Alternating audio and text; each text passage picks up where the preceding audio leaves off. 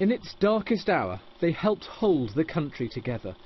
More than 1 million signed up for the women's voluntary service during World War II. They've been called the army that Hitler forgot. 95-year-old Winifred Simpson was one of them. So this was you in 1940 when you were a volunteer? That's me. They did a lot, the women did. I mean, in the munitions and everything, and the factories. They used to do the knitting for the soldiers and everything, send parcels over.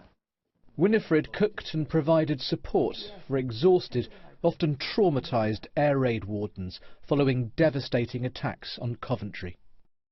Everything seemed to be in shambles after the raids and that. And you had to help sort that shambles out, did you? Well, I did what I could, but so did all of them. They all did what they could to help.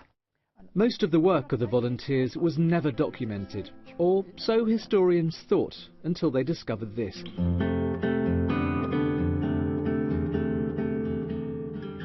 Almost 30,000 diary pages and numerous photographs that had been stored away, unseen for decades. They were just sort of put into boxes in the storeroom of the archive and left there until they were discovered by us and by our volunteers. It became very clear that this was the voice of those 1 million women who joined women's voluntary service during the war. So this is extraordinary, isn't it? This is first-person history. It is, yes. We've got Bath, where they're cleaning gas masks, and you've got Lyme Regis in Dorset, where they are helping with under-5s nurseries. And you've got the story here about dog hair being turned into jumpers. In Portsmouth, they were knitting these jumpers and also putting them on display to ask for more dog owners to contribute their dog hair. And I don't think people normally think of people collecting dog hair during the war to make jumpers out of. And that's what they were doing, we've just discovered. Exactly, yes. The archive is so precious it's been awarded special status by UNESCO, the United Nations agency dedicated to education and culture.